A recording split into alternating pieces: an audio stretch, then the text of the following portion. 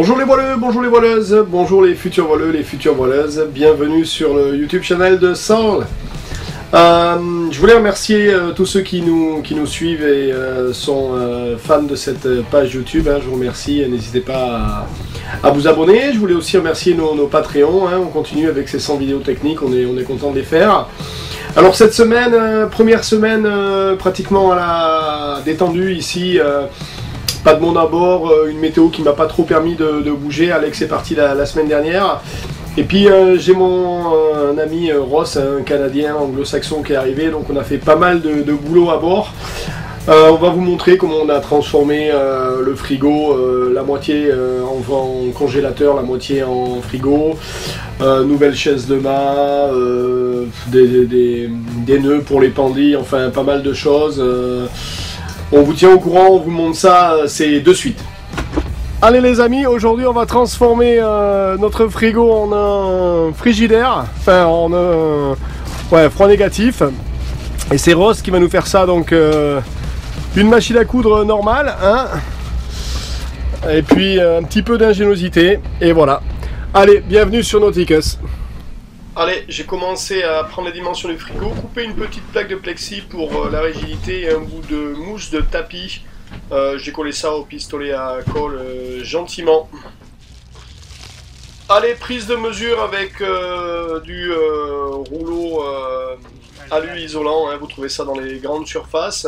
Donc on va faire gentiment de la couture. Donc comme vous pouvez le voir, ça se coupe plutôt facilement. Il n'y a pas besoin d'être un grand expert en couture, et puis surtout il n'y a pas vraiment d'importance sur le look de la finition, il suffit juste d'y aller tranquillement. Alors en avant, en avant, en avant. Bon, c'est plus facile avec 3 mains, je vous l'accorde.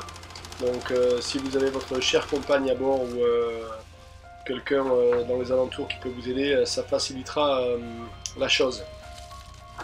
La machine à coudre à bord, les garçons, vraiment, là, il faut s'y mettre parce que c'est vraiment une aide utile pour refaire ses taux, pour refaire un petit point de couture quelque part, des petites choses comme ça. C'est quelque chose qu'il faut vraiment essayer d'amener. Vous trouvez ça sur le bon coin à des prix défiant toute concurrence. Ils les jettent, les ménagères ne les veulent plus. Celle-là, Ross, il l'a trouvée dans une marina. La nana était en train de la mettre à la poubelle. Il dit oh ouais, c'est une vieille machine, j'en veux plus. Il a dit ben, moi je la récupère. Et voilà, résultat des courses, on est en train de faire une isolation pour un frigo, donc c'est plutôt pas mal de récupérer ces vieilles machines à coudre. Je vous apprends rien, mais bon, il suffisait quand même de le répéter. Allez, on a pratiquement fini la première ligne droite. Ce qu'on va faire, c'est qu'on va vérifier quand même que la plaque rentre dedans, parce que avant d'en les coudre, ce serait bien qu'on... Voilà, ok, on n'a pas été mauvais sur la mesure. Donc on va enlever la plaque pour coudre ça plus facilement. Allez, on fait la couture, hop, et là, une fois que la couture elle est faite, on vérifie que ça rentre. C'est là qu'il faut serrer les... pour se dire, bon, j'ai pas été mauvais, j'ai pas cousu trop serré, mais non, hop, ça rentre bien. Donc vous voyez, un peu de rigidité, vous laissez une longue partie sur la partie haute parce que ça va faire le flap de retour pour vraiment faire la séparation au niveau du frigo sur la partie haute de l'échangeur thermique. Je vais vous montrer ça quand on va mettre la plaque dans le frigo. Voilà, allez, on ferme cette poche bien gentiment. Et puis le tour est joué, on va pouvoir aller essayer ça. Je peux déjà vous dire que ça marche bien puisque mon frigo s'est transformé une partie en congélateur. Si ça fait trop froid d'un côté et pas assez de l'autre, il suffit juste de raccourcir un peu ou de faire un petit trou dedans et puis le tour est joué. Allez, on est parti. Et voilà, on met ça dans le frigo, le flap est là. Regardez ça. Hop, vous tirez dessus. Et là, voilà, vous pouvez mettre... Bon là j'ai mis des bouteilles pour le test, mais le but c'est d'y mettre mes langoustes ou du poisson ou des steaks ou du poulet, ce qu'on veut. Voilà, ça ferme bien. Et voilà. Super job Ross, merci à toi. Voilà, encore un boulot de fait aujourd'hui. Allez, on enchaîne, on va pas rester là-dessus. Ça faisait un petit moment que j'avais pas nettoyé mes winches. Donc il était temps de le faire, et comme vous pouvez le voir, il n'est pas dans un super état, c'est mon wish d'enrouleur de Génois. Il avait besoin, il y a 9 mois, je l'avais nettoyé avant de partir, 9 mois, enfin plus que ça, presque, ouais, j'ai eu 9 mois de nave, 9000 milles ou 10 000 milles. Il a souffert, bon ça se démonte assez facilement, hein. Là vous avez les cliquets si vous avez un kit à changer.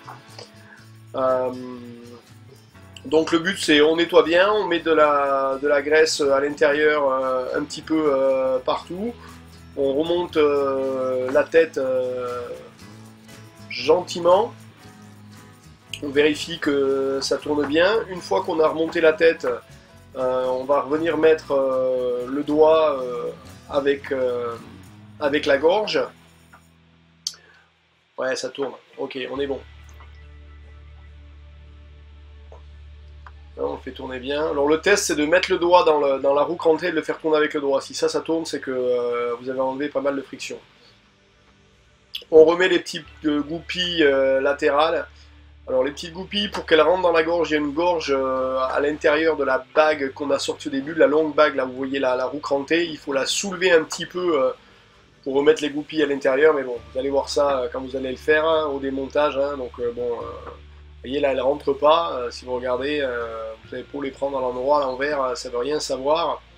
C'est normal, c'est parce qu'il faut lever la tige intérieure sur laquelle il y a une partie femelle qui les attend bien gentiment. Donc on fait attention à où est le doigt, voilà, on va venir positionner la partie de dessus en prenant bien le doigt, ne le passez pas à côté parce que sinon, vous voyez, si vous faites ça, ça ne marchera pas, ça va tourner, donc c'est pas le but. Donc le but c'est de mettre bien le doigt à l'intérieur, et vous allez déterminer là où vous le mettez, hein, le doigt. Donc vous pouvez le tourner là où vous le voulez, hop, on le met. Et la vérification, vous voyez là ça tourne, c'est que voilà, les roues crantées soient bien à l'intérieur de ces... voilà, et là il est en place, il n'y a plus aucun problème, votre switch il est là, il tourne, le doigt ne peut plus tourner. Il suffit tout simplement de revenir remettre sa tête. Ça ne se serre pas comme un mulet, hein, ça se serre gentiment à la main. Et ça suffit pour l'utilisation du winch. Voilà, si vous serrez comme un mulet, après c'est beaucoup plus compliqué. Good job. Allez, le nœud miracle de la pendille ou pour tirer un bout, celui-là, c'est moi qui l'ai appris à Ross, mais bon, c'est pas grave. Allez, on fait un premier tour autour de la main, deuxième tour. Le troisième tour, on vient bien au milieu. Une fois qu'on est bien au milieu, on prend l'extérieur, on passe autour et on revient au centre. Et voilà, c'est un nœud qu'on peut tirer sur 3 extrémités. Donc vous pouvez le tirer à droite, à gauche, dans ce sens-là, il se défait pas. Vous pouvez le tirer vers l'avant, il se défait pas non plus. Nœud parfait pour vos pendilles avant. Et voilà Ross, ça, c'est fait. Yes. Alors, j'avais pas de chaise de main, hein. Vous avez vu sur la Transat, je monte au mât sans chaise de main. Et puis ici, il n'y a pas trop de chip. Et puis j'ai récupéré une petite marche gentiment, hein, sur laquelle, et ben voilà, des bouts, un bout d'épissure. Et puis on a une chaise de main ou une marche de main, hein, ça dépend, on l'appelle comme on veut. Voilà, ma future chaise de main. On va juste monter ici sur le côté des poches pour pouvoir mettre des outils quand vous êtes assis dessus. Et puis voilà, une chaise de main qui m'aura encore coûté rien du tout. Donc voilà les amis. Voilà les amis, j'espère que cette vidéo vous a plu. Si c'est le cas, n'hésitez pas à mettre un pouce vers le haut. Si vous avez des commentaires, n'hésitez pas à les laisser.